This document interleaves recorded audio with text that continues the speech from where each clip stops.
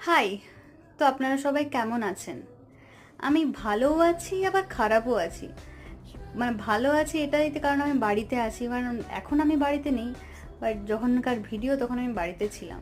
আর আমি বাড়ি যাই এটা ভেবে যে একটু ভালো করে মজা করব, সবার সাথে টাইম কাটাবো, বাট বাড়িতে যাওয়ার থেকে আমার এটাই মনে হয় যে আমি আবার হস্টেলে আমাকে ফিরে আসতে হবে, আবার ডেলি ডেলি ডিউটি, 1 মাস পরে আমি বাড়ি আসতে পারবো।